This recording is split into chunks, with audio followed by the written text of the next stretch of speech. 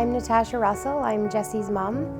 And on December 31st, 2015, New Year's Eve, while we were here at home, Jessy had a cardiac arrest. So, of course, it happened very suddenly. We were sitting here with my brother and sister-in-law and nieces, and they were dancing in front of the TV, and she just collapsed.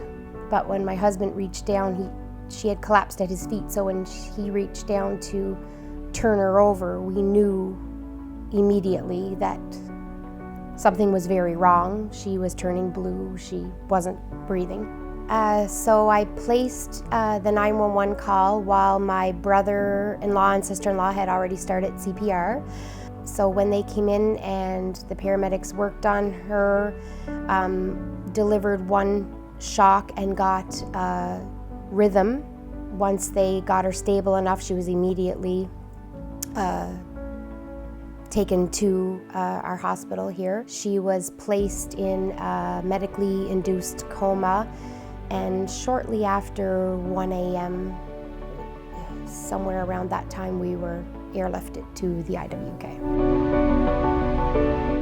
He figured it was long QT syndrome, and for the tests and stuff that he had run, and it's an electrical imbalance in the heart, so it's all electrical. So a lot of people are under the assumption that, you know, medication or it can be fixed, but because it's in the heartbeat itself and the electrical firing of the heart, it cannot be fixed. It can be helped with medication, but it's not like another heart condition where you could go in and they could do surgery and repair a valve or something like that. They can't, this can't be fixed. So it can be managed with medication and internal pacemaker and ICD. He would not discharge her from the hospital without having an AED machine in our possession. This was a major necessity for her, because if she ever had a cardiac arrest again, we had to be prepared. When I found out the Heart and Stroke Foundation was giving us an AED machine, it took a lot of stress off of us as to wondering how we were going to get one, and you know, how quickly we could get one. So it took a lot of stress off of us. She had to be where I could see her all the time.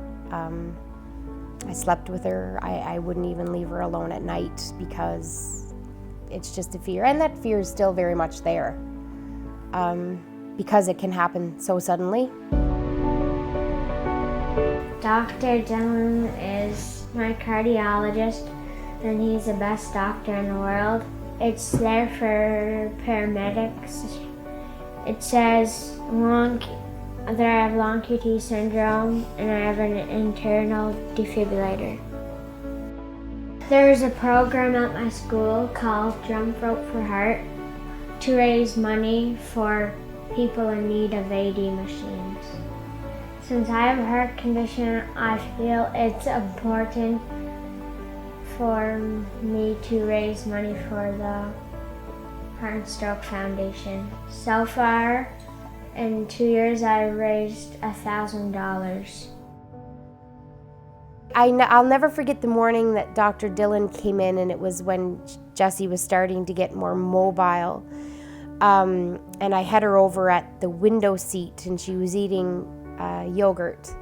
And when he came in, he smiled and, "Oh, she's up," he said. And he came over and he was kind of quizzing her a little bit as to see what she would answer him. He was asking her what she was eating and what kind. And she, her speech was still a little bit slurred and mixed up at the time, but she got her point across and answered his questions. And it was the first time that he reached over and patted me on the shoulder and said, "She's coming back to us."